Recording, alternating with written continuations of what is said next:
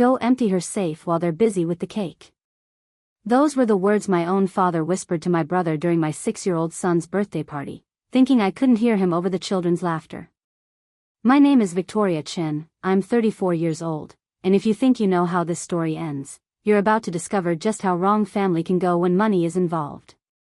Before we jump back in, tell us where you're tuning in from, and if this story touches you, make sure you're subscribed, because tomorrow, I've saved something extra special for you. Welcome to Justice Served. The betrayal I'm about to share with you didn't happen in some distant relationship or with strangers who owed me nothing. This happened in my own home, in Millbrook Heights, during what should have been the happiest day of my little boy's year. And the man who orchestrated it? The same man who taught me to ride a bike, who walked me down the aisle, who held my son in the hospital the day he was born. Let me paint you the picture of that Saturday afternoon in September. My backyard was transformed into a superhero paradise. Red and blue streamers hung from every tree branch, and the bounce house took up half the lawn.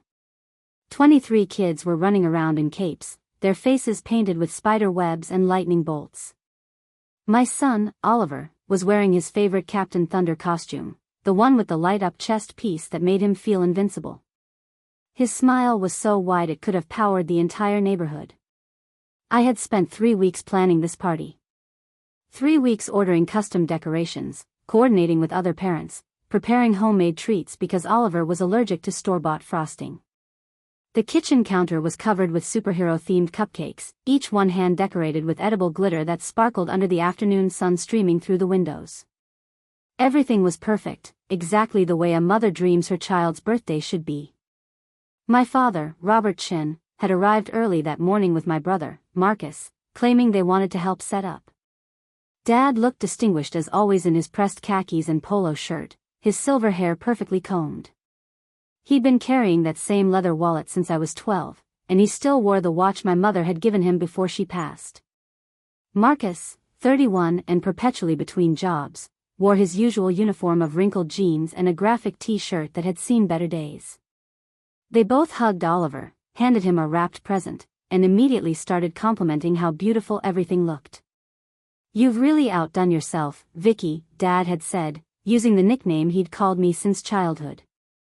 "This must have cost a fortune."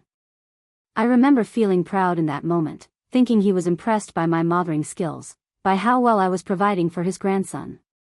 What I didn't know was that his comment wasn't admiration. It was calculation. The safe he whispered about sat hidden behind a false panel in my home office, the same office where I ran my successful graphic design business. Inside that safe were more than just documents and jewelry. There were the bearer bonds my late mother had left me, worth nearly $80,000. There was the emergency cash I kept for absolute worst-case scenarios. There were the vintage coins my grandfather had collected, each one worth more than most people's monthly salary. Most importantly, there were the original design patents for 3 logos that now generated passive income every month, contracts that would provide for Oliver's college education and our future security. My father knew about that safe because I'd trusted him. Last Christmas, when I'd updated my will, I'd shown him where I kept all the important documents. "Just in case something happens to me," I'd said, "you'll know where everything is for Oliver." He'd nodded solemnly, told me I was being responsible, even praised me for thinking ahead. That moment of trust, that vulnerable sharing between father and daughter, he'd filed away like a business opportunity waiting for the right moment to exploit. As I stood in my kitchen that afternoon, frosting the birthday cake with shaking hands because I couldn't believe what I'd just overheard, the sounds of the party continued around me. Children shrieked with joy on the bounce house. Parents chatted over cups of coffee and shared stories about their own kids. My neighbor, Janet Walsh, was helping me arrange fruit on a platter, completely unaware that my world had just cracked open like an egg hitting concrete. Preparing and narrating this story took us a lot of time, so if you are enjoying it, subscribe to our channel, it means a lot to us. Now back to the story. The most chilling part wasn't just the words themselves. It was how casually my father had said them. No hesitation, no guilt in his voice. Just a matter-of-fact instruction delivered to his son about robbing his daughter. In that moment, I realized this wasn't a spontaneous decision born from desperation. This was planned. They had discussed this beforehand. They had looked at my child's birthday party and seen it as the perfect cover for theft. My hands gripped the granite countertop as the reality settled in. The two men I loved most in the world, besides my son, had conspired to steal from me. Not just money or jewelry, but my security, my future, my mother's legacy that was meant to protect Oliver and me. They were willing to violate every boundary of family trust for financial gain.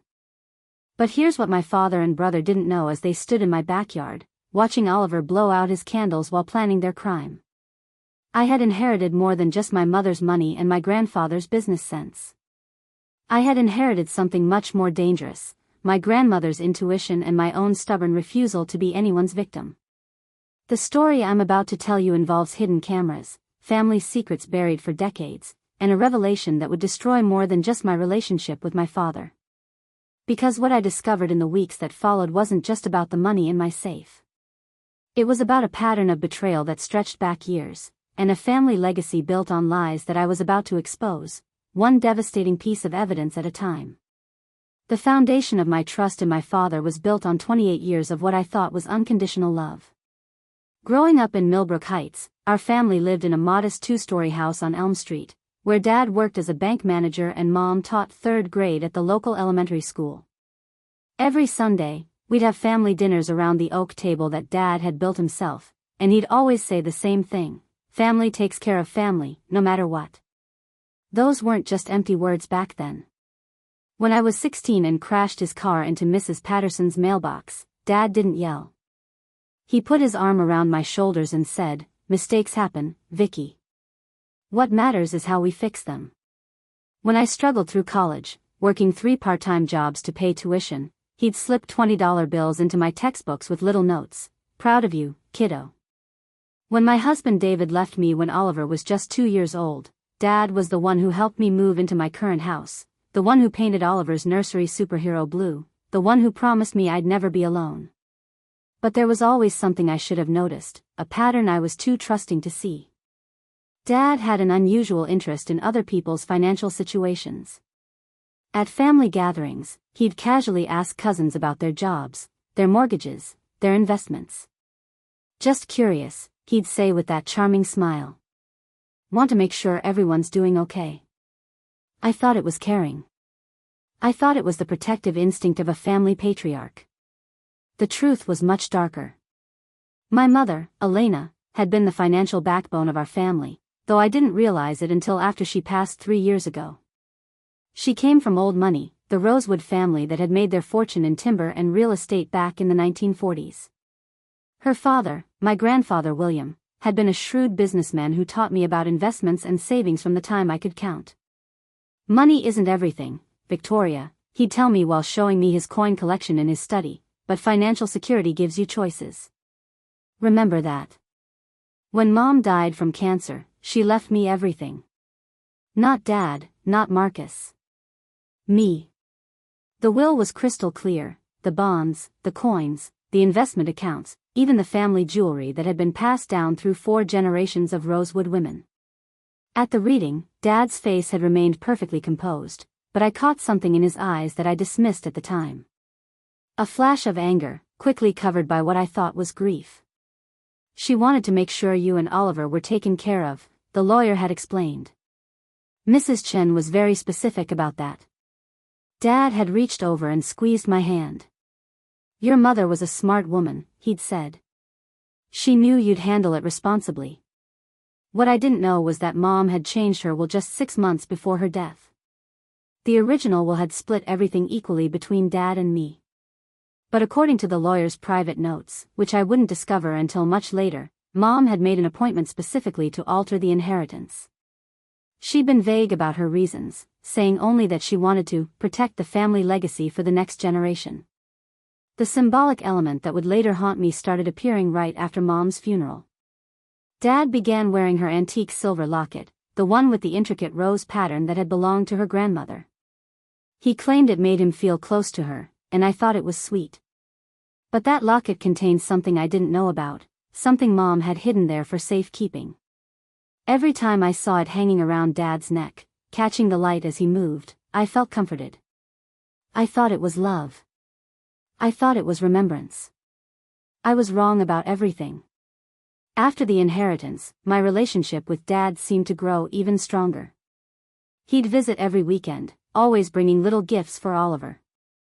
Toy cars, coloring books, sometimes cash, for his college fund. He'd ask about my business, how the graphic design contracts were going, whether I was saving properly. "Your mother would be proud," he'd say, sitting in my kitchen while Oliver played in the living room. "You're building something real here." Marcus, on the other hand, had always been the family disappointment. Dropped out of college, couldn't hold a job, had been arrested twice for minor theft charges that Dad always mysteriously helped him avoid serious consequences for. "He just needs to find his way," Dad would say whenever I expressed concern about my brother's lifestyle. "We don't give up on family." I admired Dad's loyalty to Marcus, even when my brother would disappear for months at a time, only to resurface asking for money or a place to stay. What I didn't realize was that Dad's generosity toward Marcus wasn't unconditional love. It was recruitment. The house I lived in, the one where Oliver's birthday party took place, was a beautiful colonial in the best part of Millbrook Heights. I'd bought it with Mom's inheritance money, creating a safe, stable home for my son. The neighborhood was quiet, tree-lined, the kind of place where children could ride bikes in the street and parents didn't worry. My neighbors, the Walshes, the Kowalskis, and the Hendersons, had all become like extended family. We borrowed sugar from each other, watched each other's kids, shared holiday meals. In my home office, behind a bookshelf filled with design portfolios and Oliver's artwork, I'd installed the safe. It was Dad's suggestion, actually. "You need to protect your mother's things," he'd said. "Not just for you, but for Oliver's future."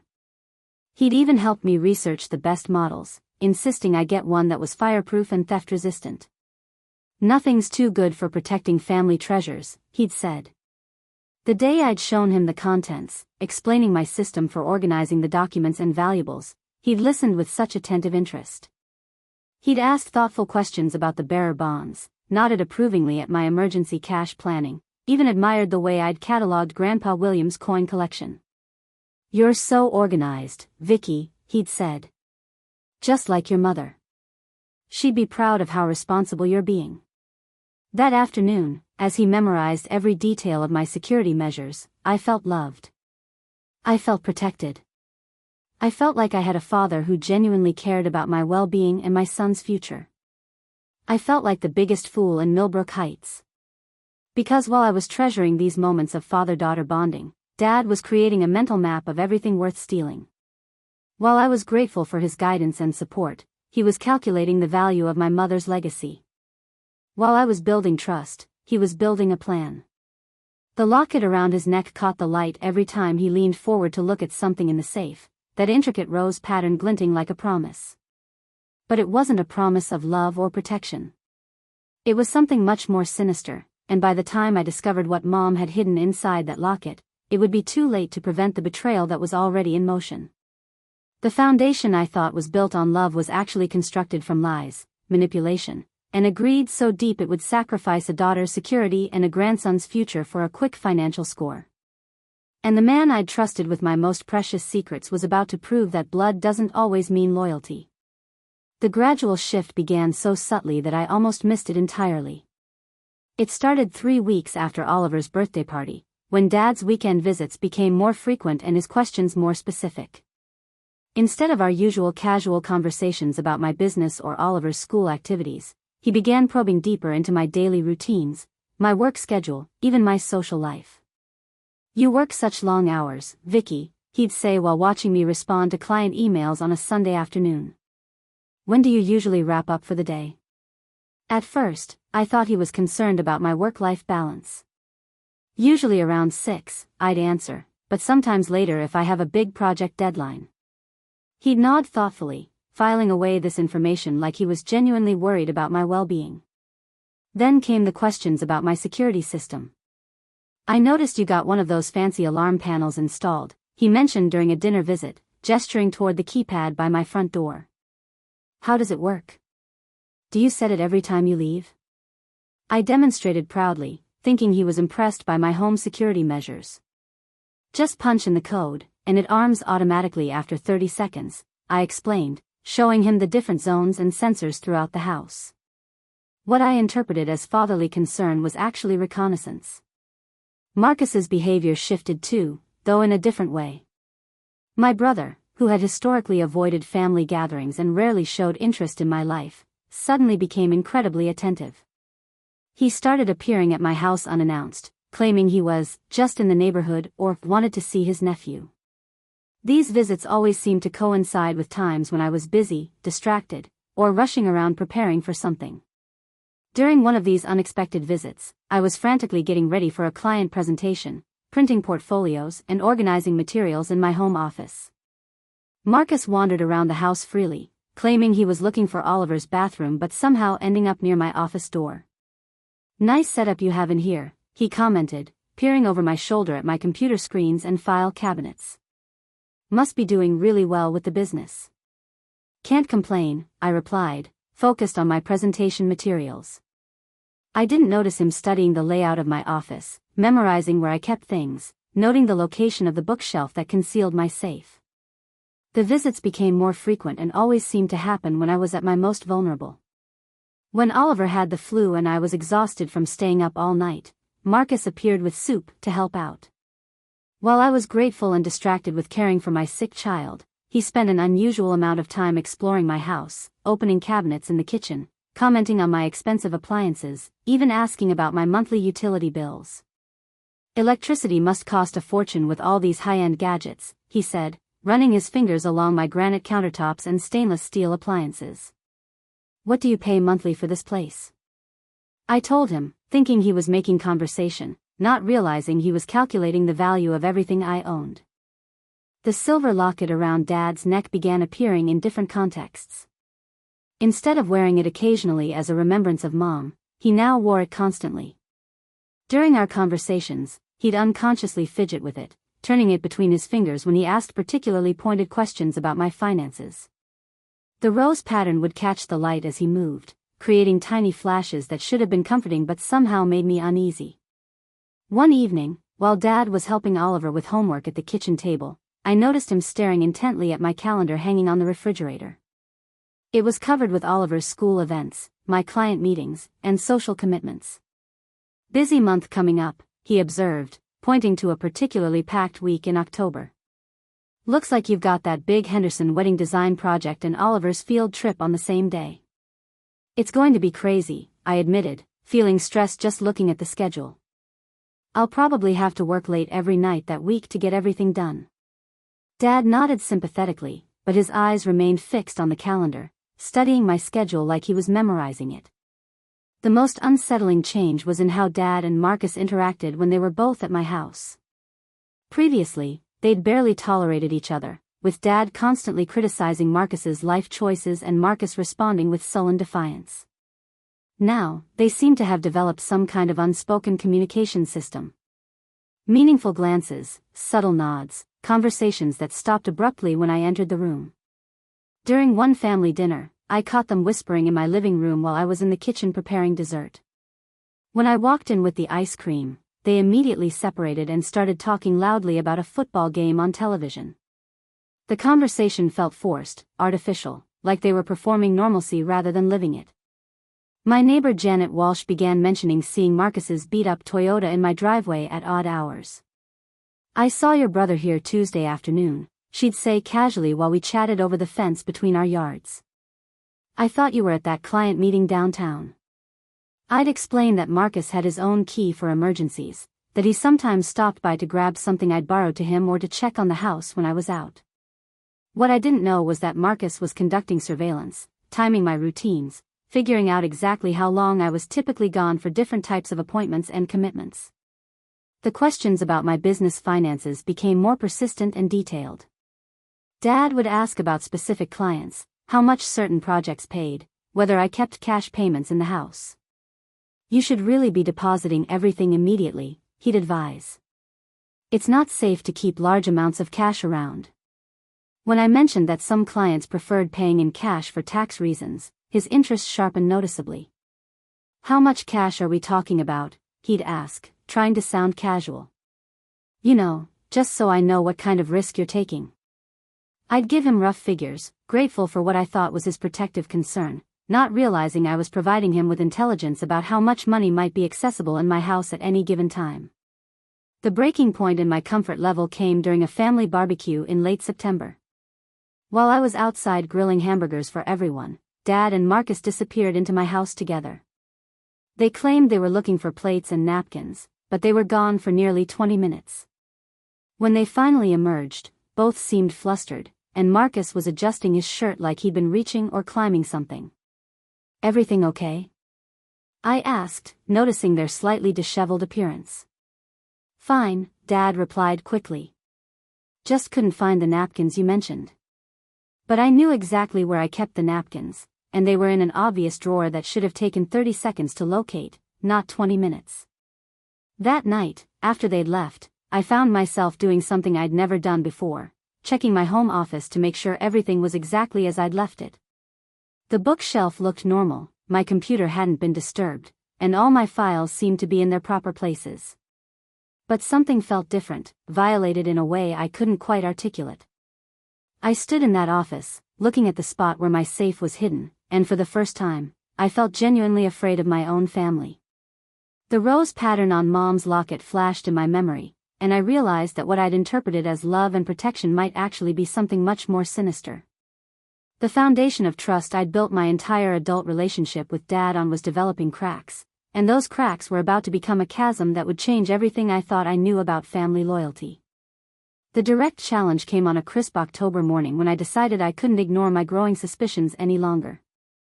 I had spent 3 sleepless nights replaying every strange interaction, every odd question, every moment that had felt slightly off about Dad and Marcus's recent behavior.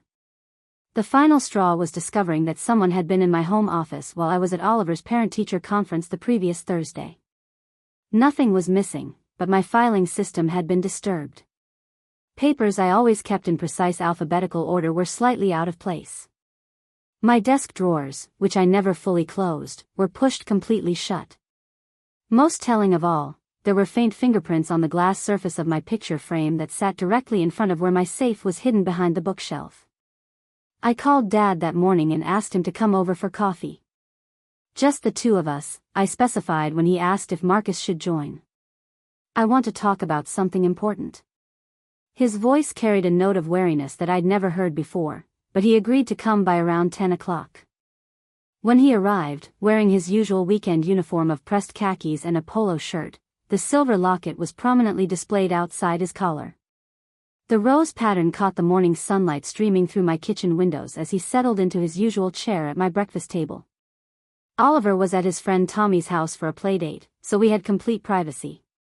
"What's on your mind, sweetheart?"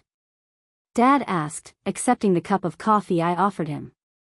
His tone was casual, but I noticed his fingers immediately went to the locket, turning it nervously between his thumb and forefinger.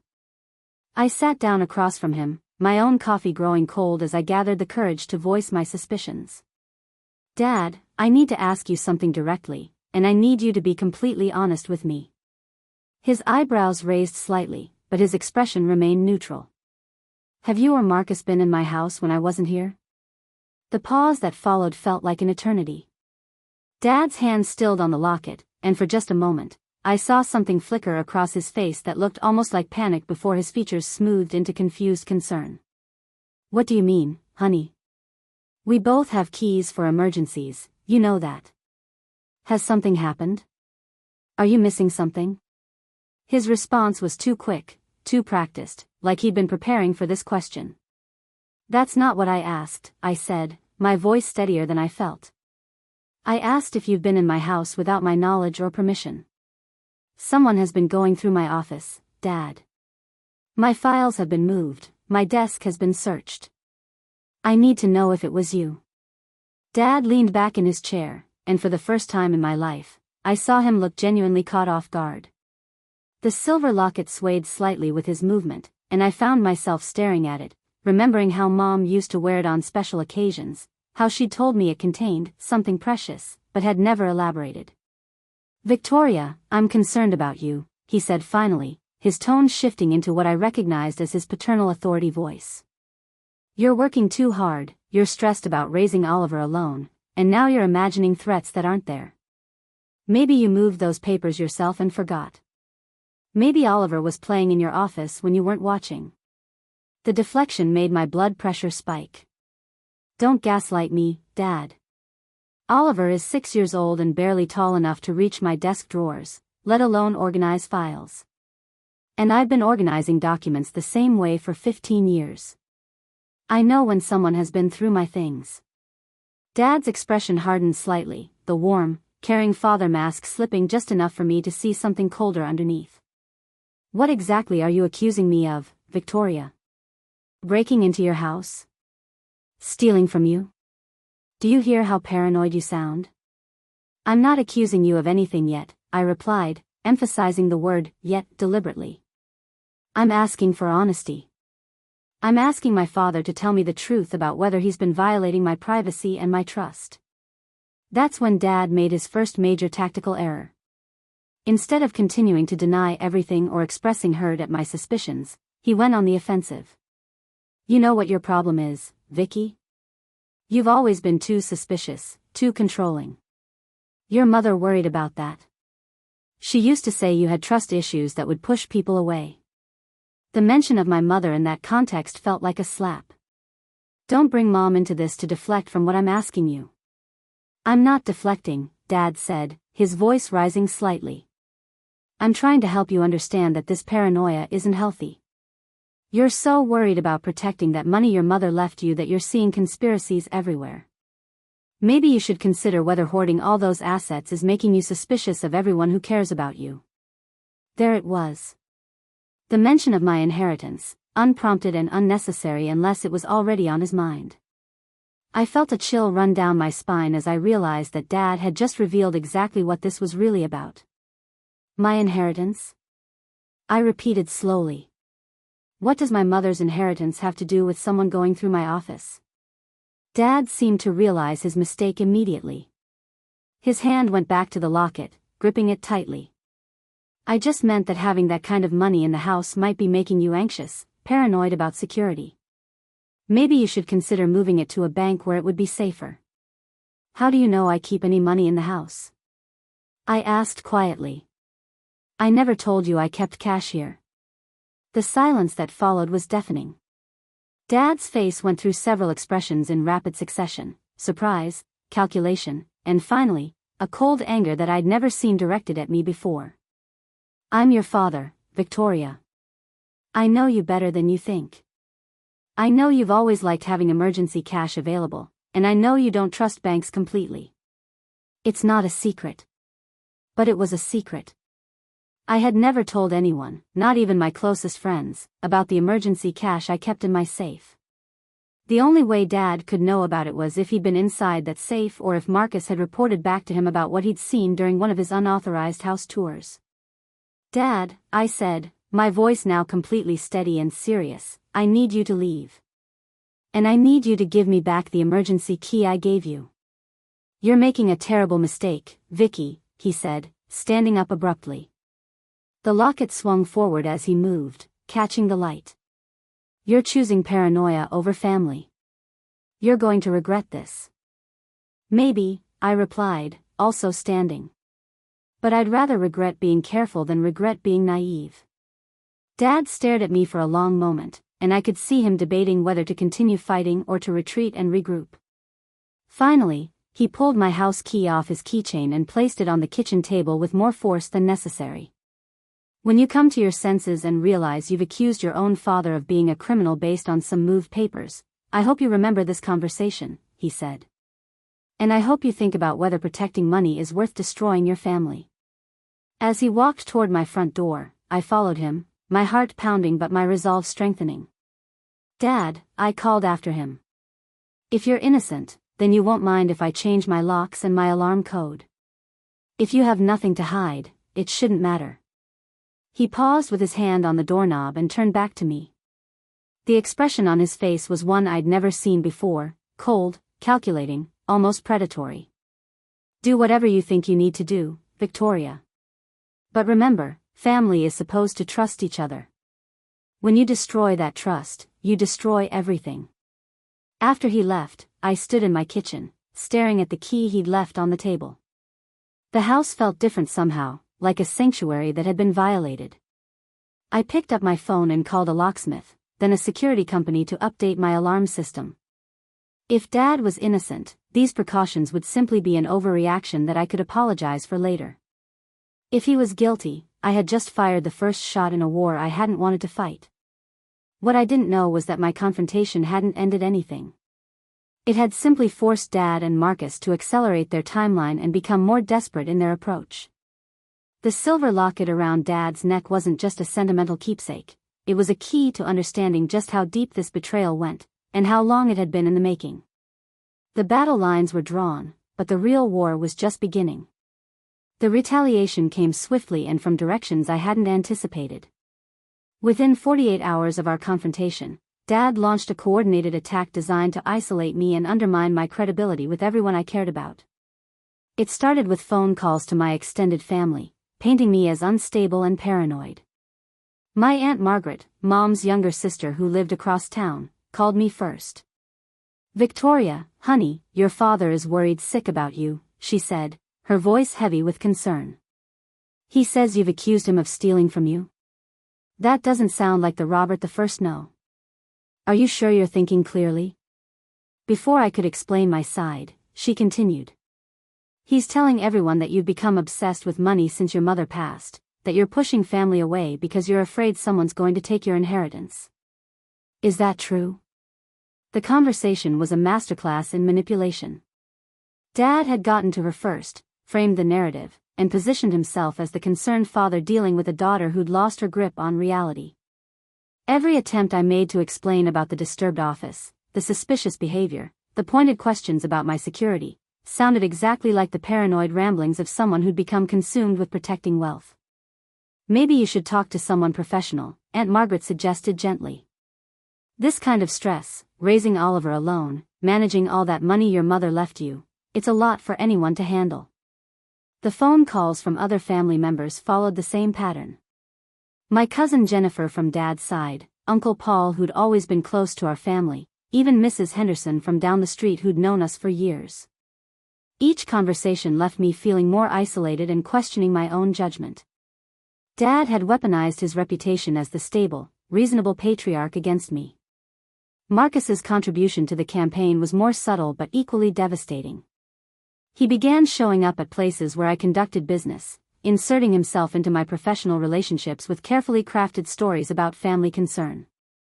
I discovered this when my biggest client, Harrison Marketing, called to express sympathy for my family difficulties. "Your brother stopped by yesterday," David Harrison explained during what I thought was a routine project check-in. "He seemed really worried about you. Said you've been under a lot of stress lately, working too many hours, having some family conflicts. He wanted to make sure we weren't putting too much pressure on you with deadlines." My stomach dropped. Marcus had no business contacting my clients, but he'd positioned his interference as loving concern. "What exactly did he tell you?" I asked, trying to keep my voice steady. "Nothing specific, just that he wanted us to know you were dealing with some personal issues and might need extra support or flexibility. He seemed like a caring brother, honestly. But Victoria, if you're struggling, we need to know. This Henderson wedding design project is huge for both of us." The implication was clear: my family problems were now affecting my professional reputation. Marcus had planted seeds of doubt about my reliability and stability with the very people whose trust one needed to maintain my livelihood. The silver locket that had been bothering me took on an even more ominous presence during this period. Dad began wearing it to every public appearance, every family gathering he attended without me. It became a prop in his performance as the grieving widower dealing with a difficult daughter. Aunt Margaret mentioned seeing him touch it sadly while describing my unreasonable accusations to her church group. "He just misses your mother so much," she told me during another concerned phone call. "He keeps touching that locket she used to wear, and he gets this heartbroken look when he talks about how disappointed she would be with how you're treating him." The manipulation was brilliant and cruel. Dad was using Mom's memory as both a shield and a weapon, invoking her name to justify his behavior while suggesting that my actions would disappoint her. The locket, which should have been a symbol of love and remembrance, had become a tool for emotional blackmail. Meanwhile, my home security measures were being tested in increasingly bold ways. The new locks I'd installed were apparently not deterring unauthorized visits. I started finding small signs that someone had been in my house during the day while I was at work and Oliver was at school. Nothing dramatic or obvious, just tiny details that someone unfamiliar with my habits wouldn't notice. My coffee mug, which I always left in the dishwasher after breakfast, would be sitting clean and dry in the cabinet when I came home. Books on my nightstand would be in slightly different positions.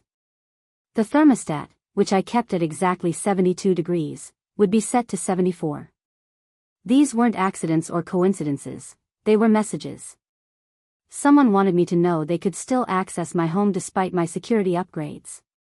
The most unnerving incident happened on a Thursday afternoon when I came home early from a client meeting that had been canceled at the last minute. As I pulled into my driveway, I saw a figure moving quickly away from my back fence line. The person was too far away to identify clearly, but their build and gait reminded me unmistakably of Marcus. When I checked my backyard, I found fresh footprints in the soft soil beneath my office window. Someone had been standing there, possibly for an extended period, given how deep the impressions were. The angle suggested they'd been trying to see into my office, perhaps checking whether I was home or attempting to observe my work routine. I called the police to report the trespassing, but without clear identification of the intruder or evidence of attempted break-in, there was little they could do beyond filing a report. The responding officer, a kind middle-aged man named Sergeant Rodriguez, listened sympathetically but advised me that family disputes rarely qualified for restraining orders unless there were explicit threats or documented violence. "Have they threatened you directly, ma'am?" he asked while examining the footprints. "Made any statements about harming you or your property?" "Not exactly," I had to admit. "But I believe they're planning to steal from me." Sergeant Rodriguez nodded, but I could see the skepticism in his eyes. Family financial disputes were messy, complicated situations that law enforcement preferred to avoid unless crimes had actually been committed. Suspicion, no matter how well-founded, wasn't enough for legal action. The social isolation campaign reached its peak when Dad and Marcus began attending Oliver's school and extracurricular activities, presenting themselves as the concerned grandfather and uncle stepping in to help a struggling single mother. Oliver's teacher, Mrs. Patterson, mentioned seeing them at the school carnival, talking to other parents about how worried they were about me. "Your father seems like such a caring man," she said during pickup one afternoon. He was asking about Oliver's behavior in class, whether I'd noticed any signs of stress at home. "He's really concerned about the family situation affecting Oliver's emotional well-being." The implication stung because it contained just enough truth to be plausible. I was stressed, I was dealing with family conflict, and Oliver was certainly aware that something was wrong between me and his grandfather. Dad was using my legitimate emotional state and my son's natural confusion as evidence that I was an unfit guardian of both Oliver and my inheritance. But the most chilling discovery came when I was helping Oliver with his homework that evening. While reviewing his backpack, I found a small digital camera hidden inside his pencil case, a device I'd never seen before and that Oliver claimed he knew nothing about. The camera was still recording, its memory card nearly full of footage from inside our home.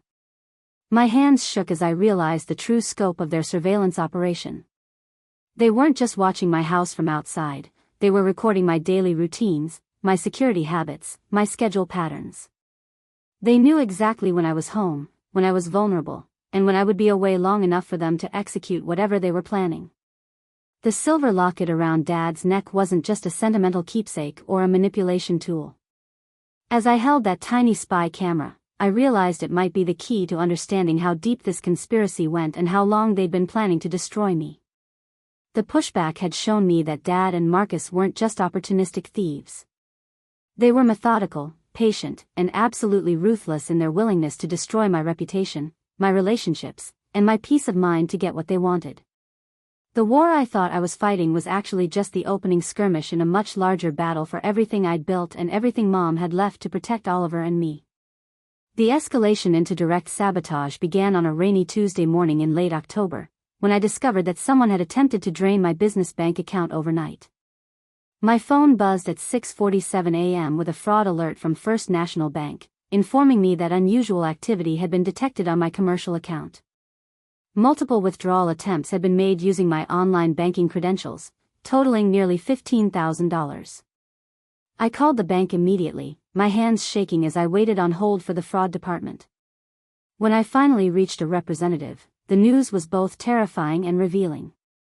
Ms. Chen, someone attempted to access your account from a computer we don't recognize, using login credentials that appear to be legitimate. The attempts were made between 2 a.m. and 4 a.m. this morning. Fortunately, our security protocols flagged the unusual access time and froze the account before any transfers could be completed. The representative explained that whoever had tried to access my account knew not just my username and password, but also my security questions and backup verification information. This suggests someone with intimate knowledge of your personal details, she said. Family members, close friends, or someone who's had access to your personal records. As I sat in my kitchen, still in my pajamas while Oliver ate breakfast and got ready for school, the implications crashed over me like ice water. The only people who knew enough personal information about me to answer my security questions were family members. Dad knew my first pet's name, my mother's maiden name, the street I grew up on, my high school mascot. I had shared these details casually over the years, never imagining they would be weaponized against me. But the banking attempt was just the beginning of that day's assault. When I tried to log into my business email to notify clients about potential delays due to the banking situation, I discovered that my password had been changed.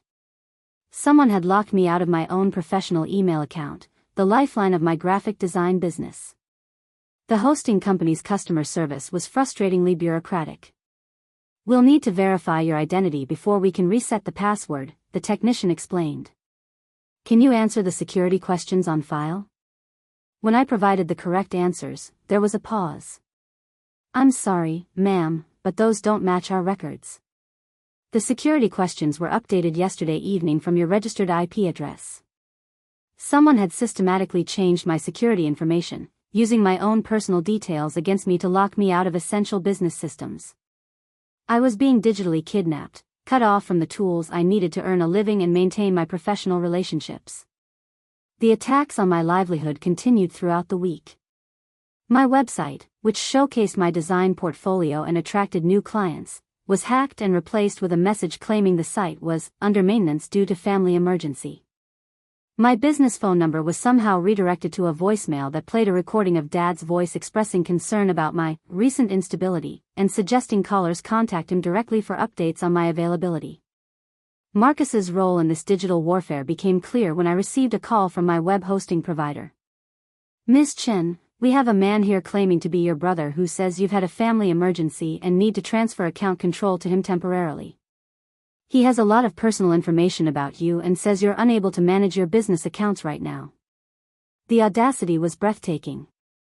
Marcus was physically appearing at businesses I worked with, armed with personal details only family would know, positioning himself as my responsible caretaker during a crisis that they had manufactured.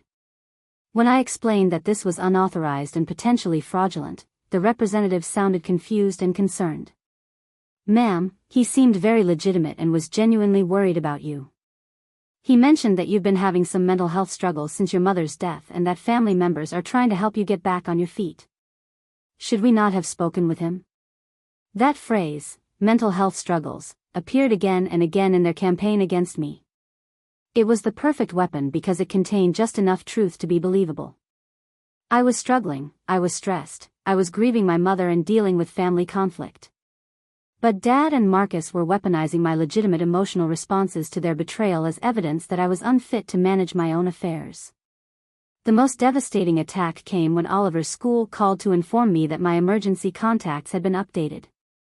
"Your father came in yesterday with documentation showing that he's been granted temporary guardianship due to your health situation," the school secretary explained. "He wanted to make sure he could pick up Oliver if needed and that we had his current information on file." My blood ran cold. What documentation? I never granted anyone guardianship of my son. There was an uncomfortable pause. "He had official-looking papers, Ms. Chen. Legal documents with signatures and stamps. Are you saying these weren't legitimate?" I rushed to the school immediately, my mind racing with terrifying possibilities. What if they had somehow gained legal custody of Oliver? What if their campaign to paint me as unstable had been more successful than I realized?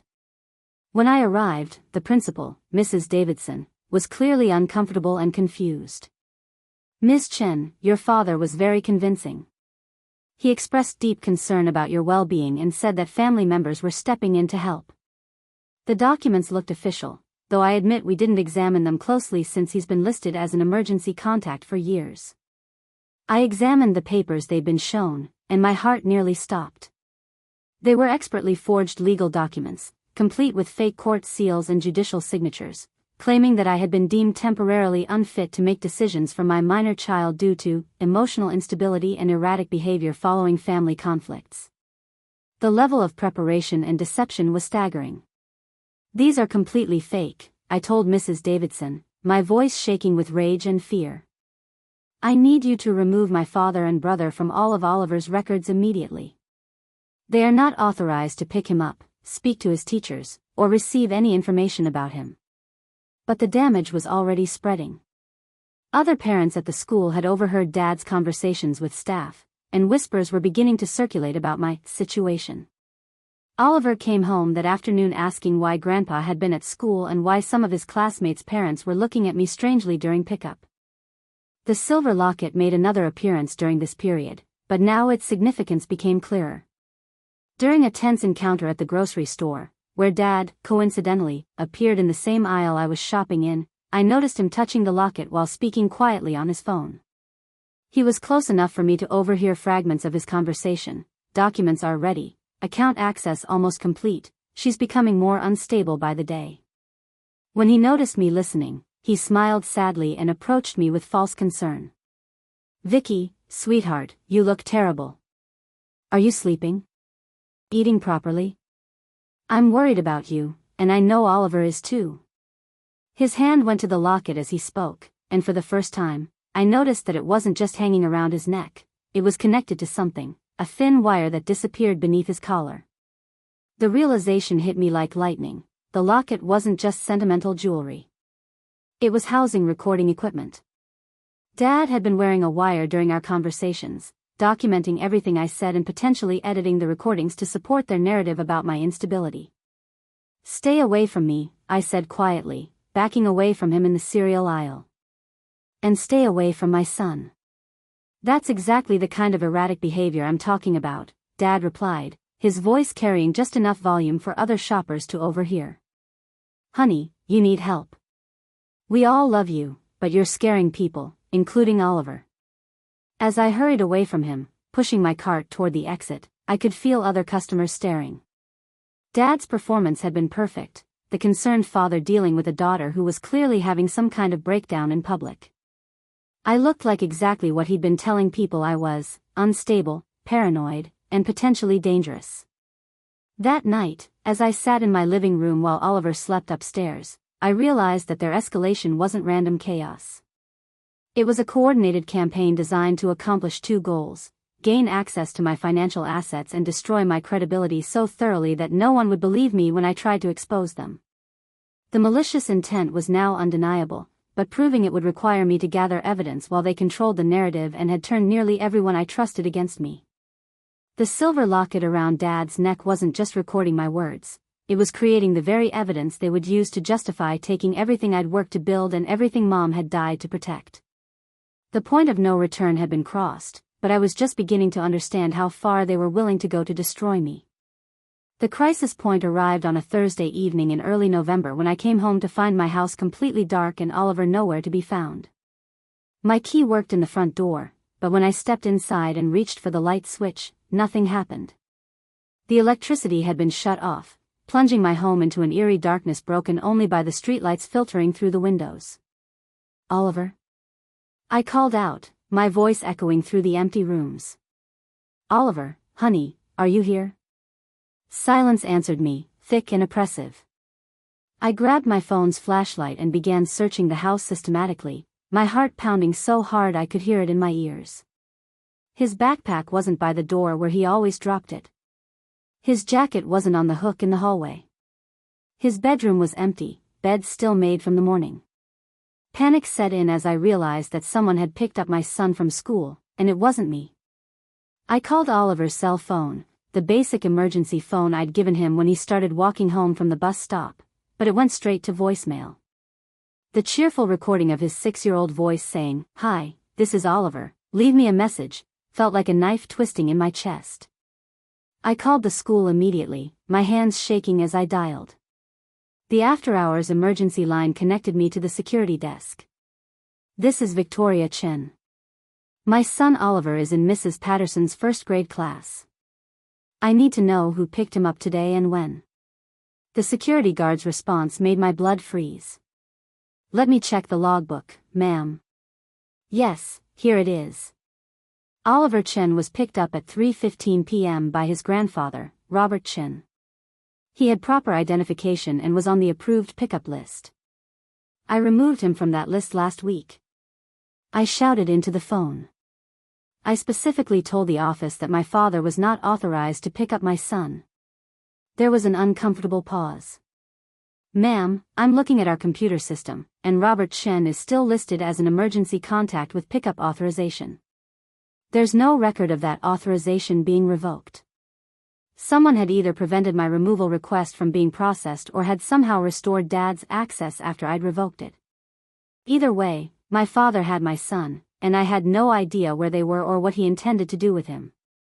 I tried calling Dad's phone, but it went directly to voicemail. Marcus's phone did the same. I drove to Dad's apartment across town, but the building was dark and his car wasn't in the parking lot. I checked Marcus's last known address, a basement apartment in a rundown complex near the highway, but the landlord said he'd moved out 2 weeks ago without leaving a forwarding address. By 8 p.m., with Oliver still missing and no way to contact my father, I was forced to call the police. The responding officer, Detective Sarah Martinez, was professional but clearly skeptical about treating this as a kidnapping case rather than a family dispute.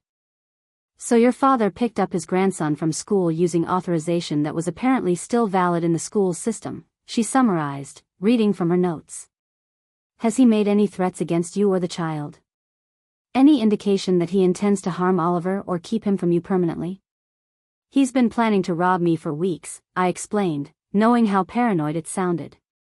"He's been systematically destroying my business, hacking my accounts, forging legal documents.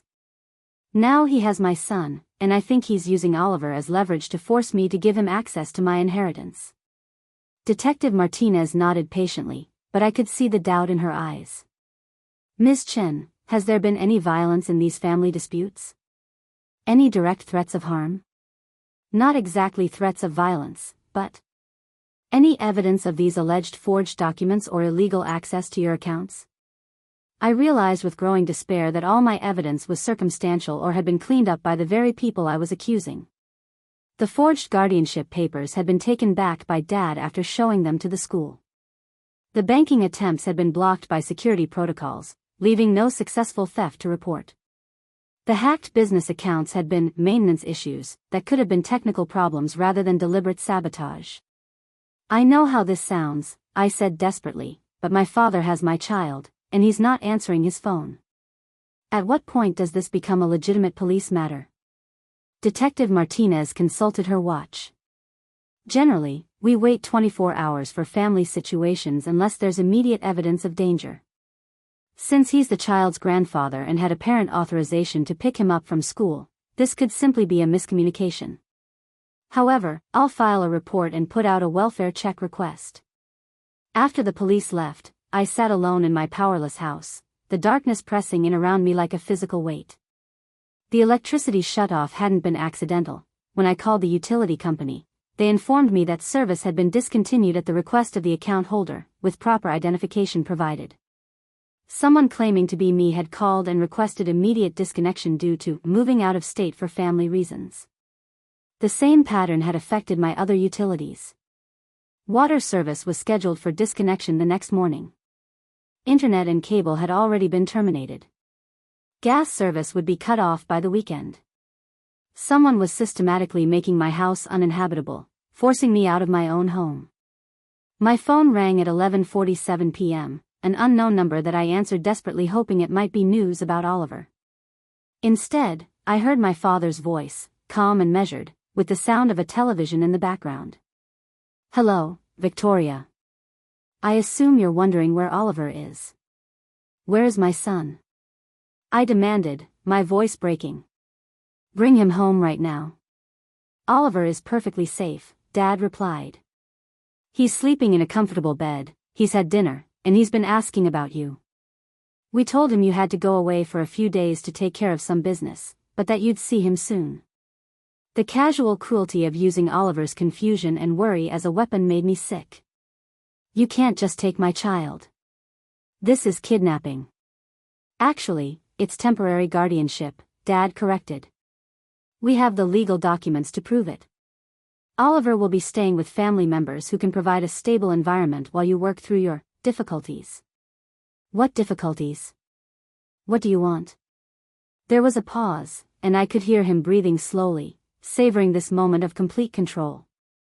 "I want you to be reasonable, Victoria. Your mother left you a significant inheritance, but you're clearly not equipped to handle that kind of responsibility.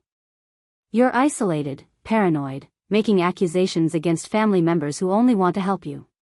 Oliver deserves better than living with someone who's becoming increasingly unstable." The silver locket came up again in his manipulation. "Your mother would be heartbroken to see what you've become," he continued. "She trusted me to look after this family, and that's exactly what I'm doing. The inheritance she left should benefit the whole family, not just one person who's proven she can't handle the pressure." "I want to talk to Oliver," I said, fighting to keep my voice steady. "That's not possible right now. He needs stability, not more confusion from someone who's clearly having a breakdown." "But Victoria, this doesn't have to be permanent.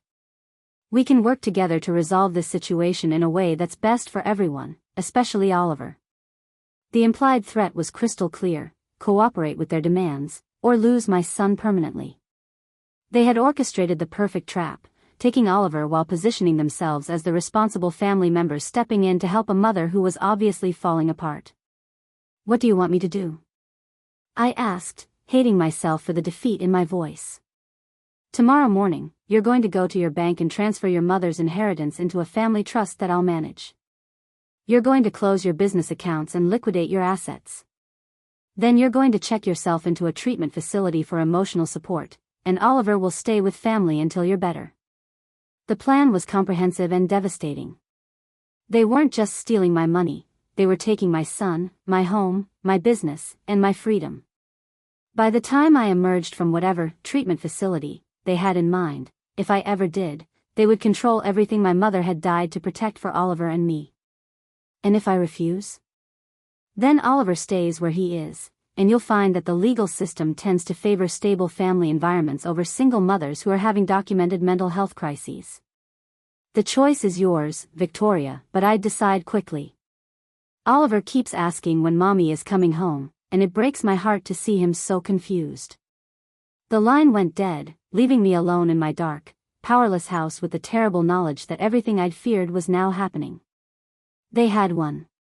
They controlled my son, my reputation, and my future. The silver locket that had been recording our conversations would provide all the evidence they needed to prove I was unfit, while the forged documents and manipulated records would support their claim to be Oliver's legitimate guardians. I sat in the darkness until dawn, trapped in a nightmare where the people who were supposed to love me most had become my greatest enemies, and the child I would die to protect was being used as the ultimate weapon against me. The crisis point had been reached, and I had lost everything that mattered. But in that moment of complete defeat, sitting in my cold, dark house with my son missing and my family's betrayal complete, I began to realize that my apparent powerlessness might actually be the key to everything. They thought they had won, but they had also revealed exactly how far they were willing to go. And that revelation was about to become their biggest mistake. The strategic response began at 5:30 a.m. the morning after Oliver's disappearance, when I made a decision that would change everything. Instead of surrendering to Dad's demands or continuing to fight a battle I seemed destined to lose, I chose to become someone completely different, a careful, methodical investigator who would document every detail of their conspiracy until I had enough evidence to destroy them legally. My first call was to Janet Walsh, my neighbor, who answered groggily but immediately became alert when I explained the situation. "Victoria, I had no idea things had gotten this serious.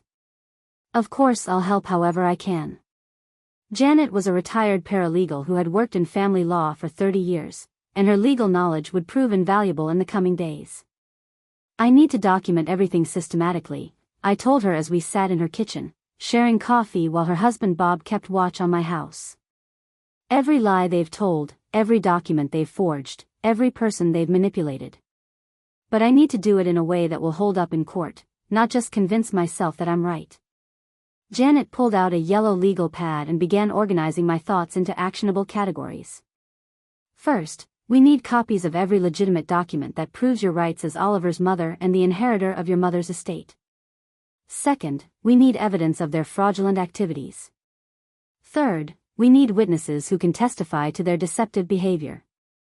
The documentation process started with my mother's original will and testament, which I retrieved from my safe despite the risk of returning to my powerless house. The document was exactly as I remembered, clear, specific, and legally ironclad. Everything was left to me, with explicit instructions that the inheritance was intended for the sole benefit of my daughter Victoria and her children, to provide security and independence for future generations.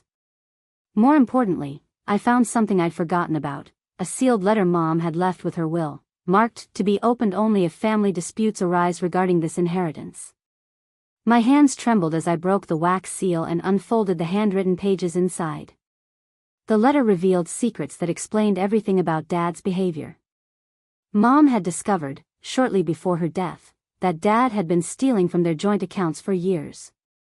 She'd hired a private investigator who documented evidence of Dad's gambling addiction, his mounting debts to dangerous people, and his history of manipulating family members for financial gain. The inheritance hadn't been left solely to me out of favoritism, it had been left to me to protect it from Dad's destructive patterns. Victoria, Mom had written in her careful script, if you are reading this, it means your father has contested my will or tried to claim what I've left you. Know that every decision I made was deliberate and necessary. The silver locket I've worn for 40 years contains a key to a safety deposit box at First National Bank. Box number 247. Inside you'll find evidence of your father's true nature that I pray you'll never need to use, but that will protect you and Oliver if the worst happens. The silver locket. The one Dad had been wearing constantly since Mom's death. He wasn't just wearing it sentimentally, he was carrying the key to evidence that could expose him, probably unaware of what it unlocked. Janet and I drove immediately to First National Bank, where I used my inheritance documentation and Mom's death certificate to prove my right to access the safety deposit box. The bank manager was initially reluctant, since I didn't have the physical key, but Mom had been thorough in her planning. She'd filed paperwork with the bank establishing my access rights in case the key was lost or stolen. Inside the box were documents that painted a devastating picture of Dad's financial crimes. Bank statements showing unauthorized withdrawals from Mom's accounts. Forged signatures on loan applications. Photos of Dad at casino tables, gambling away money that wasn't his. Medical records showing Mom had changed her will because she discovered Dad had stolen nearly $40,000 from her medical fund during her cancer treatment. Most damning of all was a recorded phone conversation between Dad and Marcus, discussing their plan to get what's rightfully ours after Mom died. The recording was dated just 2 weeks before Mom's funeral, revealing that their conspiracy had been in motion for months. Jesus, Victoria, Janet whispered as we listened to the tape. This proves premeditation. They planned this before your mother was even buried. But the evidence gathering was just beginning. I needed proof of their recent activities, documentation of the systematic campaign they'd waged against me over the past month. This required me to become someone I'd never been before, a person willing to deceive and manipulate in pursuit of justice. I started by calling Dad's phone from a number he wouldn't recognize, pretending to be a representative from the bank investigating the unauthorized access attempts on my account. Mr. Chen, we have security footage of someone using Ms. Victoria Chen's account information. Would you be available to come in and help us identify the individual in question? Dad's response was immediate and telling. I don't know anything about that, he said quickly. Victoria's been having some problems lately, financial difficulties. Maybe she's confused about who she's given her information to.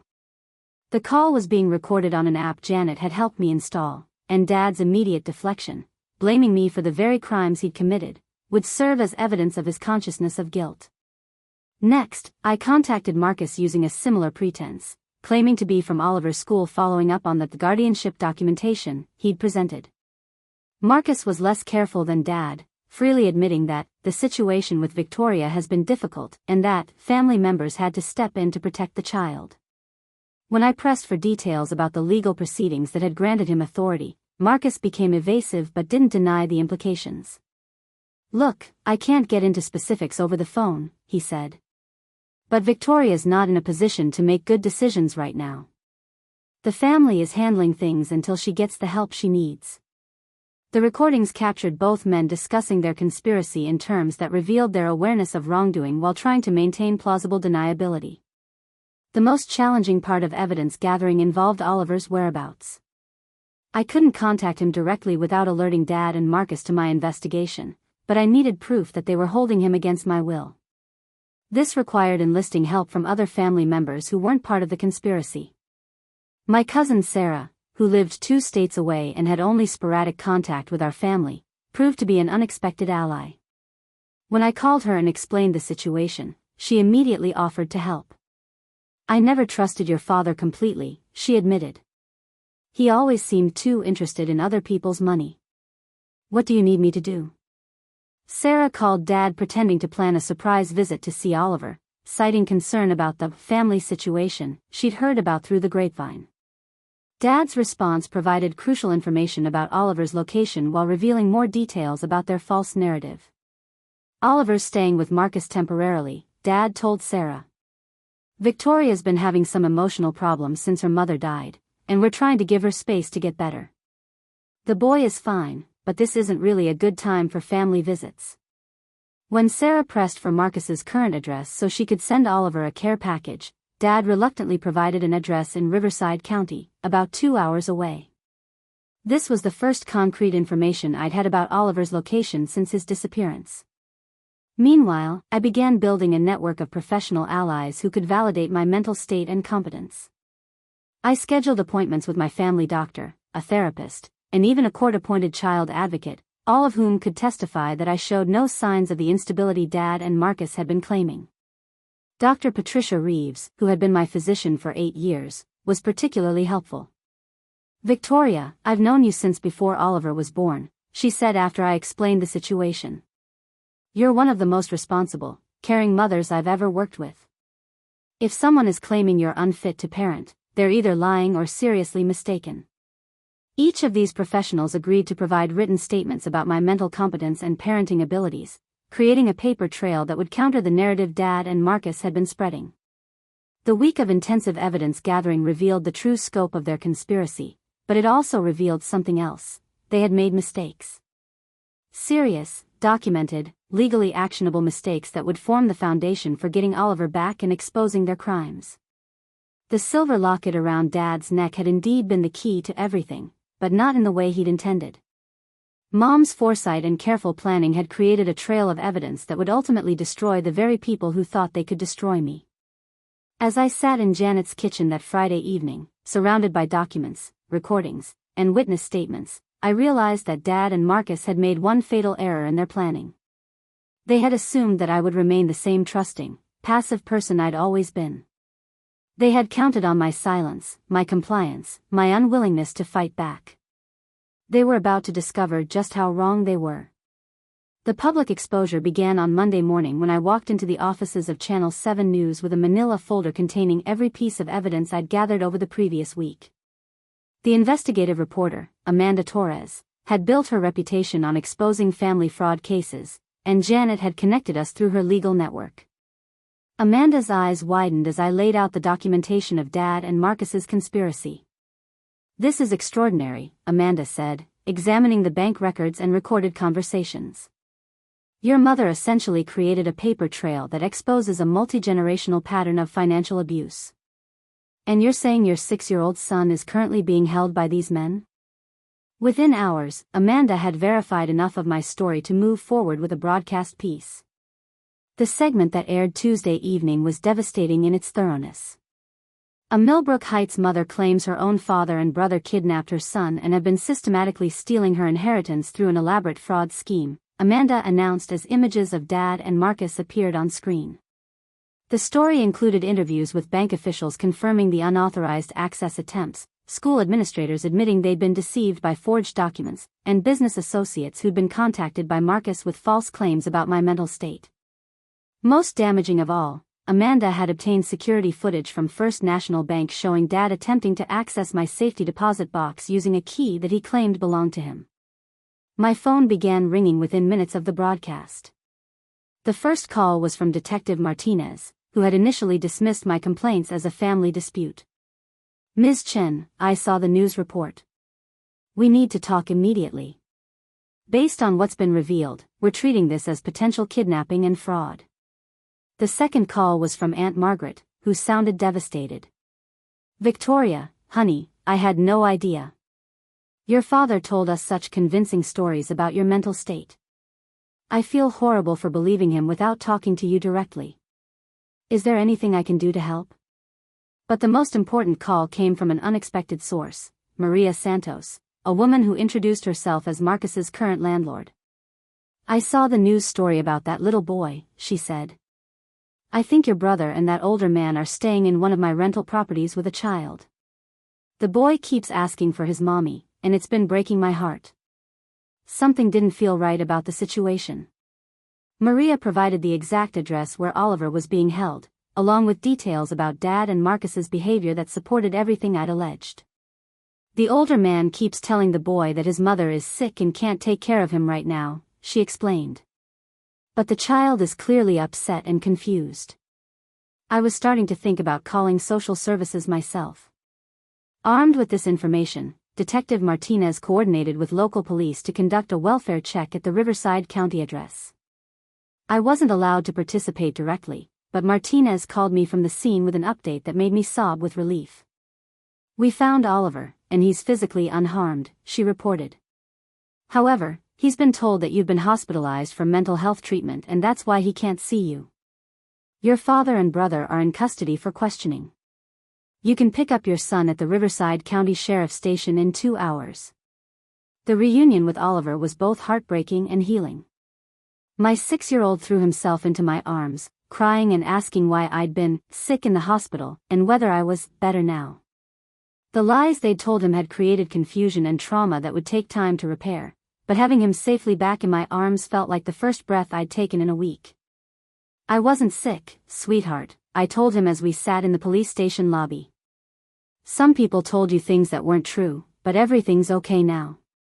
We're going home together, and nobody's going to take you away from Mommy again." The media coverage expanded rapidly as other news outlets picked up the story.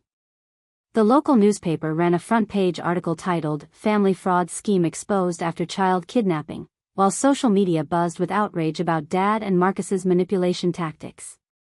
The story resonated with people who'd experienced similar family betrayals, and messages of support began pouring in from strangers who'd seen the coverage. More importantly, the publicity prompted other victims to come forward. I received a call from my second cousin Linda, who lived across the country, revealing that Dad had attempted a similar scheme with her family 5 years earlier. He convinced my elderly mother to give him power of attorney by claiming I was stealing from her, Linda explained. He managed to transfer nearly $20,000 from her accounts before I caught him. But he was so convincing about my supposed betrayal that Mom wouldn't speak to me for months, even after we proved he was lying. Linda's testimony established a pattern of behavior that would be crucial for the criminal case. She had documentation of Dad's previous fraud attempts, including bank records and emails where he'd used similar manipulation tactics to turn family members against each other. The business community in Millbrook Heights also rallied around me in unexpected ways. David Harrison from Harrison Marketing called to apologize for believing Marcus's lies about my stability. "I should have talked to you directly instead of taking your brother's word," he said. "That Henderson wedding project is still yours if you want it, and I'd like to recommend you to other firms who might have been influenced by the false information your brother spread." Other clients began reaching out with similar messages, expressing regret for doubting my professionalism and offering to provide testimonials about the quality of my work. The business reputation that Marcus had tried to destroy was actually strengthening as people realized they'd been manipulated. The social media response was particularly powerful. Janet helped me create a Facebook post explaining the situation and thanking everyone for their support. The post was shared hundreds of times, generating comments from people who'd experienced similar family betrayals and offering resources for other victims of financial elder abuse. "Your courage in speaking out is inspiring," wrote one commenter. "My brother stole our mother's inheritance using similar tactics, and seeing you fight back gives me hope that justice is possible." The exposure also had unexpected legal benefits. 2 attorneys who specialized in family fraud cases reached out to offer their services pro bono, recognizing the case's potential to set important precedents for prosecuting inheritance theft. The stronger legal representation would be crucial as the criminal and civil cases moved forward. Perhaps most satisfying was the response from Oliver's school. Mrs. Davidson called personally to apologize for their role in enabling the kidnapping. "We've completely overhauled our pickup authorization procedures because of what happened," she explained. "No changes to emergency contacts will be processed without direct, verified communication from the primary guardian. We failed Oliver and you, and we're committed to ensuring this never happens again." The school also provided counseling services for Oliver to help him process the trauma of being separated from me and lied to about my well-being. The therapist, Dr. Victoria Chen, was experienced in helping children understand family conflicts and would become an important ally in documenting the psychological impact of Dad and Marcus's actions. By the end of the week, the story had been picked up by national news outlets as an example of family financial abuse and the vulnerability of inheritance laws.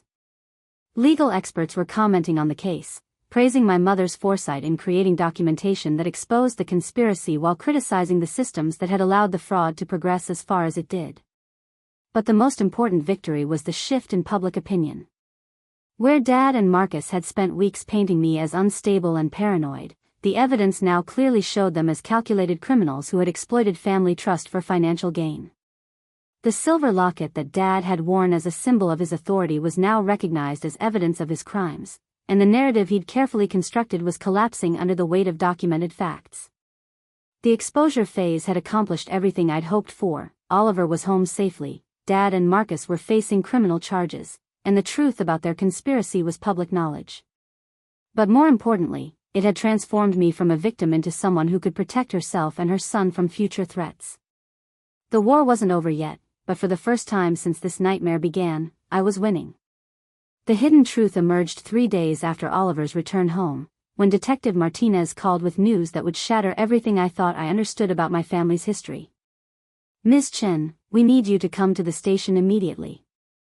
We've discovered something in your father's possession that changes the entire scope of this case." When I arrived at the police station, Martinez led me to a small conference room where evidence bags were laid out on a metal table. The silver locket sat in the center, no longer around Dad's neck but open to reveal its secrets. Inside the ornate rose-patterned casing wasn't just the safety deposit box key Mom had mentioned in her letter. There was also a tiny USB drive, smaller than my thumbnail, that had been hidden in a secret compartment within the locket itself. "Your father didn't know about this drive," Martinez explained, pulling up a laptop computer. "When we examined the locket after his arrest, our tech specialist found a hidden mechanism that revealed this additional storage space. Your mother was apparently more thorough in her documentation than even you realized."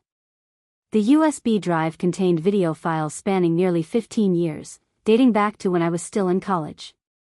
Mom had been secretly recording conversations with Dad, documenting a pattern of financial manipulation and emotional abuse that went far beyond anything I'd imagined.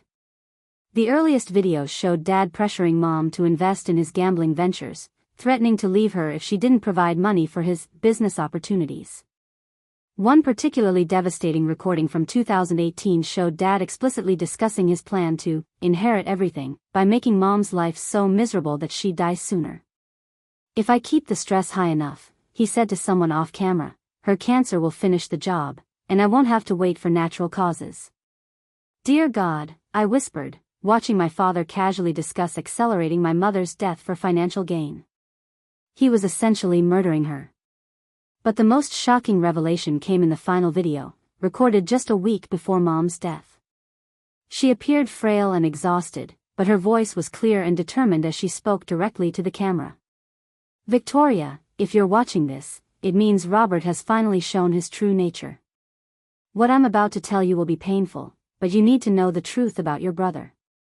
Mom's words hit me like a physical blow. Marcus isn't your biological brother, honey. He's Robert's son from an affair he had 25 years ago. The woman died in a car accident when Marcus was 6, and Robert brought him into our home claiming he was adopting him out of charity. I discovered the truth years later but stayed silent to protect you from the knowledge that your father had betrayed our marriage so completely.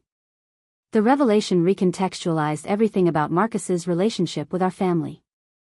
His resentment toward me, his apparent belief that he deserved an equal share of Mom's inheritance, his willingness to participate in Dad's schemes, it all made sense now.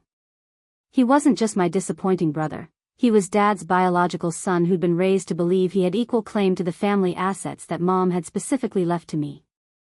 There's more, Martinez said, advancing to another video file.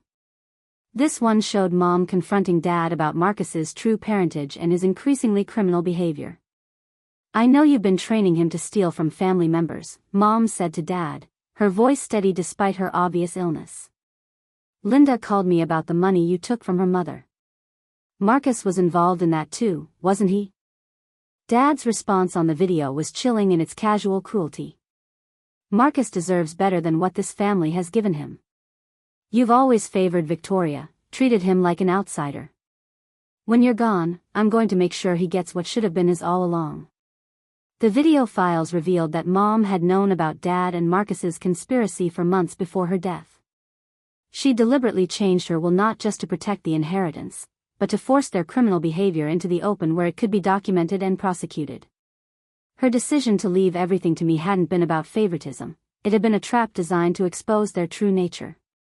The most damning evidence came in a series of recordings that showed Dad and Marcus planning specific aspects of their recent campaign against me.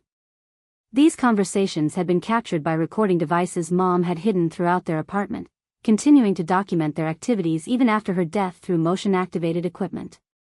We'll make her look crazy first, Dad explained to Marcus in one recording. Get her isolated from family and friends, then take the kid. Once we have Oliver, she'll have to cooperate with whatever we want. Marcus's response revealed the depth of his resentment. She never deserved that money anyway. Mom always treated her like she was special while I got nothing. It's about time the real family got what belongs to us. The recordings also revealed that they'd been planning this for years, not months. They'd been systematically gathering information about my security systems, my business practices, and my daily routine since shortly after Mom's funeral. The birthday party where I'd overheard Dad's whispered instruction to Marcus had been just one step in a long-term plan to rob me of everything Mom had left to protect Oliver and me.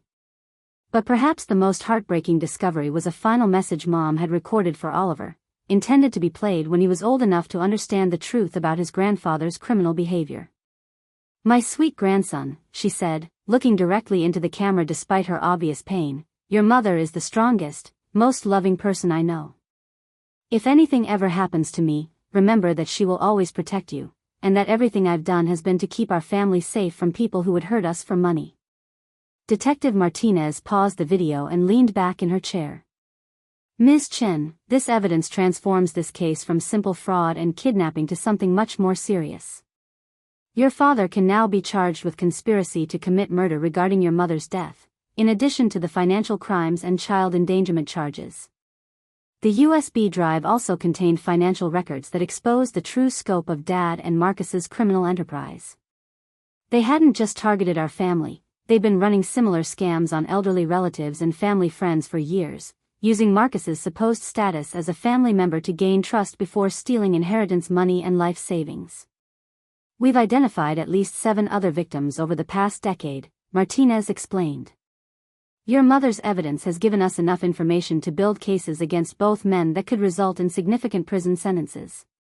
The revelation about Marcus's parentage also explains several mysterious aspects of our childhood that I'd never understood.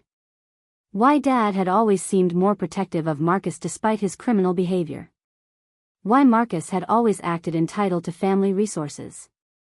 Why their relationship had seemed more like partners than father and son in recent years. Most importantly, it explained why Mom had been so careful to specify in her will that the inheritance was intended solely for me and my children. She'd known that Marcus would feel entitled to a share of family assets, and she deliberately excluded him to protect Oliver's future from his criminal influence. As I sat in that conference room, processing the magnitude of what Mom had discovered and documented, I realized that her illness hadn't just been a personal tragedy, it had been a race against time to expose a conspiracy that threatened to destroy everything she'd worked to build for future generations.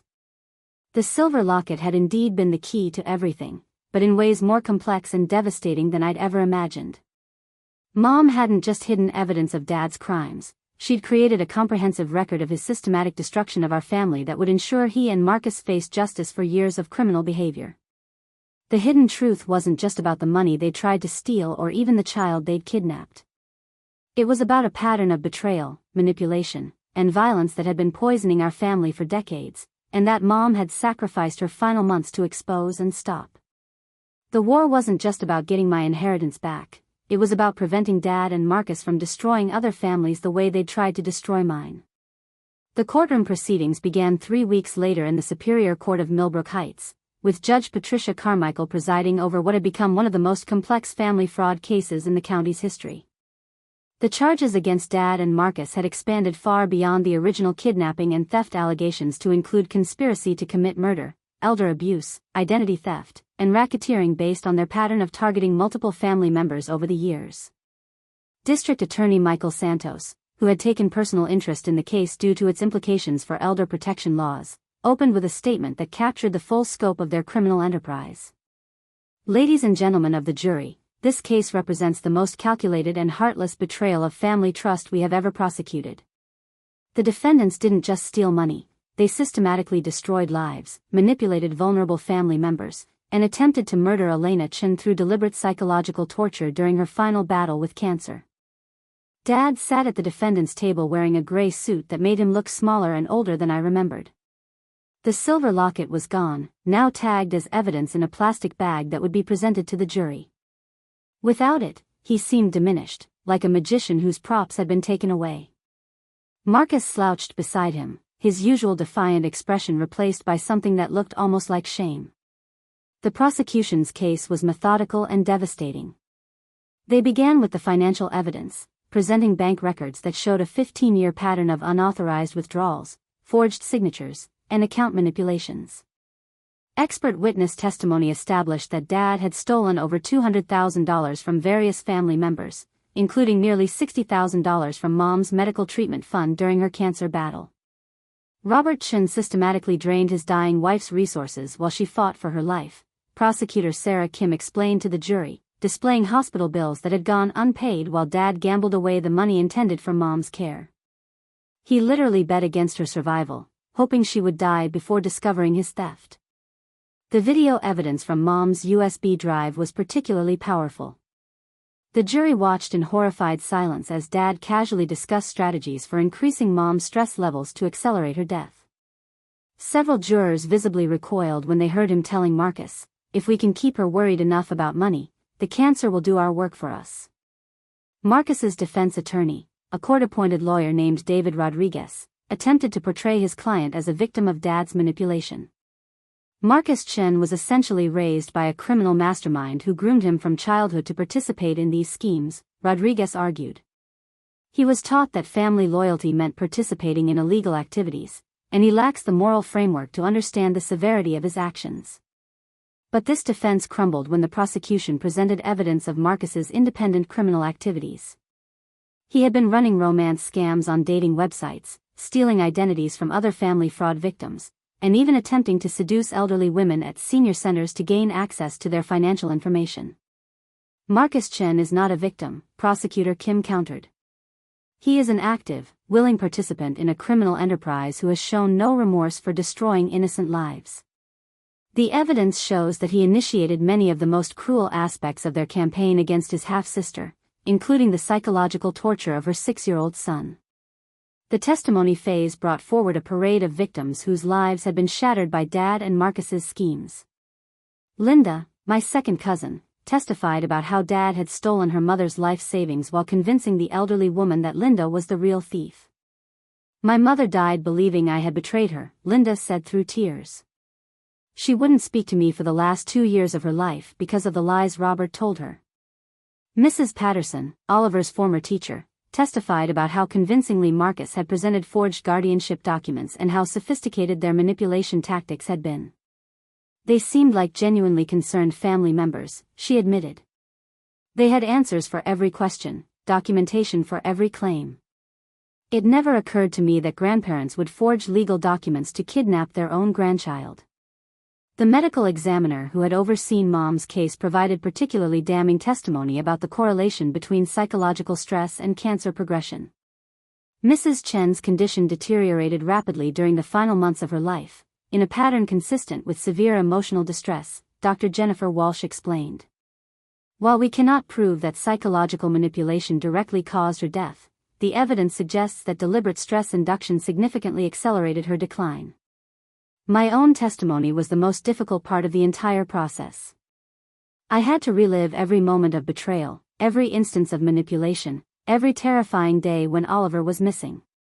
But I also got to tell the jury about Mom's courage in documenting their crimes, her sacrifice in using her final months to protect future victims, and her determination to ensure that justice would eventually prevail. My mother knew she was dying," I told the jury, my voice steady despite the emotion. "But instead of spending her last days in peace, she chose to fight for everyone these men would hurt after she was gone. She turned herself into a living surveillance system to catch criminals who had spent years perfecting their ability to destroy families." Dad's defense attorney, Margaret Foster, attempted to portray the case as a family dispute that had been blown out of proportion by media attention and prosecutorial overreach. "Robert Chen is a grieving widower who made poor financial decisions," she argued. "His actions were misguided attempts to protect family assets, not calculated criminal schemes." But this narrative collapsed when the prosecution presented evidence of Dad's gambling debts and his connections to loan sharks who had been pressuring him for payment. Financial records showed that he owed over $300,000 to various creditors, debts that could only be satisfied by gaining access to Mom's inheritance through me.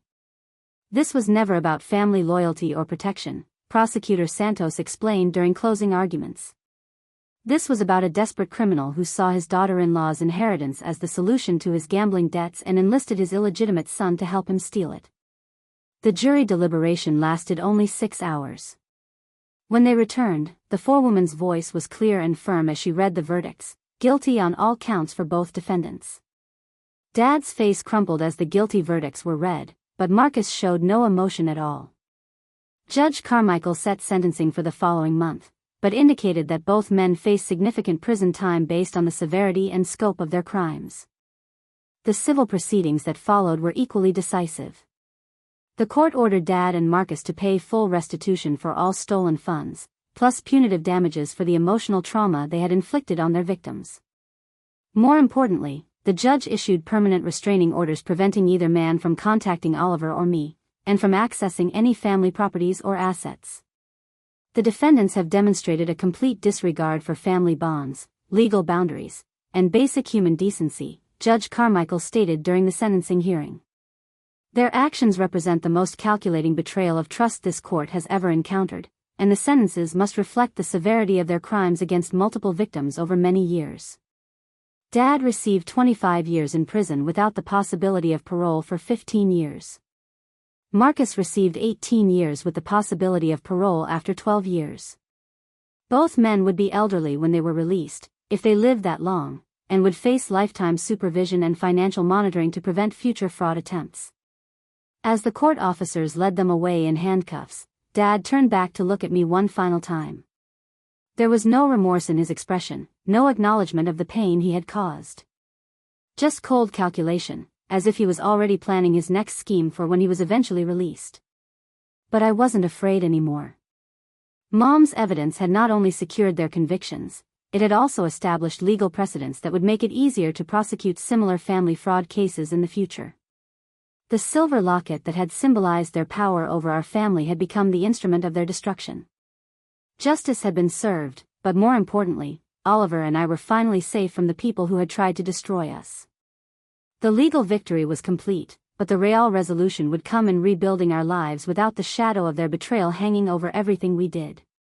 6 months after the sentencing, Oliver and I stood in the renovated kitchen of our home, now truly ours without the shadow of theft hanging over every possession.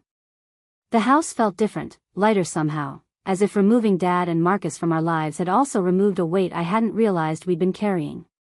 Oliver was helping me prepare dinner, chattering excitedly about his upcoming 7th birthday party, blissfully unaware that this would be the first celebration in years without the underlying tension of family manipulation. The silver locket sat in a place of honor on the mantelpiece in our living room, but it had been transformed from a symbol of betrayal into something healing. I'd had it professionally restored and had commissioned a jeweler to create a small crystal display case for it. Inside the locket now was a photo of Mom holding infant Oliver, her face radiant with the joy of being a grandmother. The USB drive and safety deposit box key had been preserved in the district attorney's evidence vault, but the locket itself had been returned to me as Mom's rightful inheritance.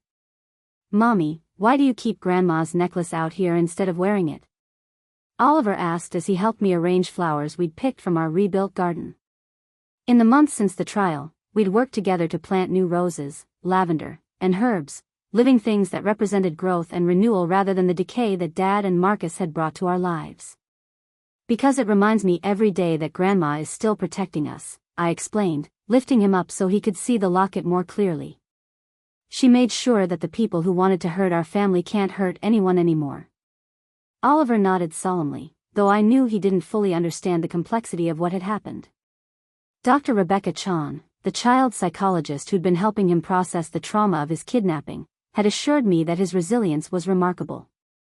"Children," she explained, "were often better at healing from betrayal than adults, especially when they had a stable, loving parent to help them make sense of their experiences."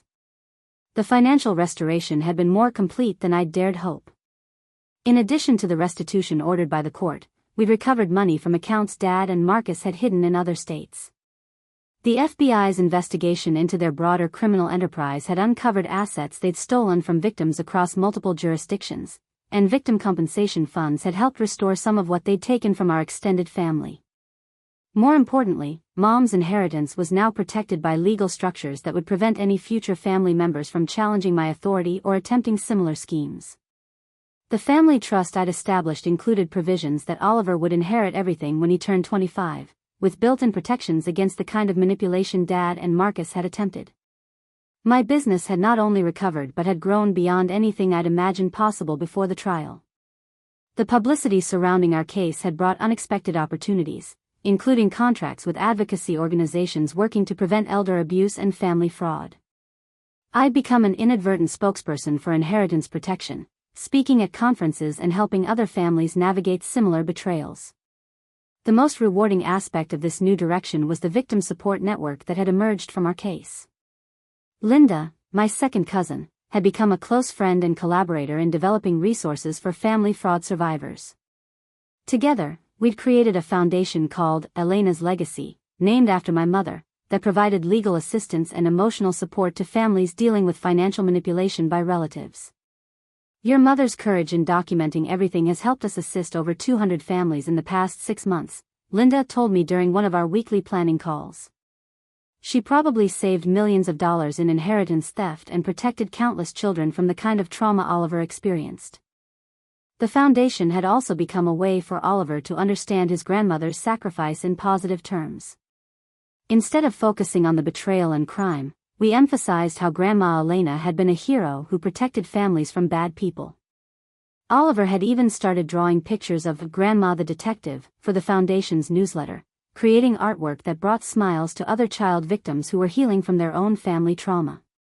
The neighborhood that had been turned against me during Dad and Marcus's campaign had rallied around us in beautiful ways during the recovery period.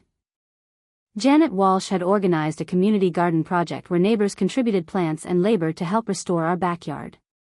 The Hendersons had commissioned me to design invitations for their daughter's wedding, refusing to accept payment and insisting it was their way of making amends for doubting me during the crisis. Even Oliver's school had implemented new policies based on what they'd learned from our case. Mrs. Davidson had worked with family law experts to create foolproof verification procedures for emergency contacts and guardianship claims, ensuring that no other child could be victimized the way Oliver had been. The most profound change, however, was internal. The woman who had been too trusting, too willing to excuse family members' questionable behavior, had been replaced by someone who understood that love without boundaries enabled abuse. I'd learned to protect what mattered without becoming paranoid, to trust people while still verifying their intentions, to honor family bonds without sacrificing my children's security. Oliver's birthday party that weekend was everything a 7-year-old could want: superheroes, cake, and friends celebrating in a home that truly belonged to us. As I watched him blow out his candles, surrounded by people who genuinely cared about his well-being, I realized that this was what Mom had been fighting to preserve. Not just money or property, but the possibility of a future where love wasn't conditional on financial compliance and where family meant protection rather than exploitation. The silver locket caught the afternoon sunlight streaming through our living room windows, its rose pattern creating tiny rainbows on the wall. I thought about Mom's final video message, her determination to expose the truth even while facing her own mortality, and her faith that justice would eventually prevail. She had been right about everything: the people who claimed to love us while trying to destroy us, the importance of documenting truth when others were creating lies, and the power of courage to transform betrayal into protection. That evening, after Oliver's friends had gone home and he was asleep upstairs clutching the new Captain Thunder action figure that had been his favorite gift, I sat in our living room with a cup of tea and Mom's final letter. I'd read it dozens of times since the trial, but the words still brought comfort and strength. "Victoria," she had written, "if you are reading this, it means you found the courage to fight for what matters most. Remember that protecting your children is not selfish, it is the most important work any parent can do. The people who try to make you feel guilty for keeping your family safe are the same people who would harm your children for their own gain. Trust your instincts, document everything, and never apologize for being stronger than they expected."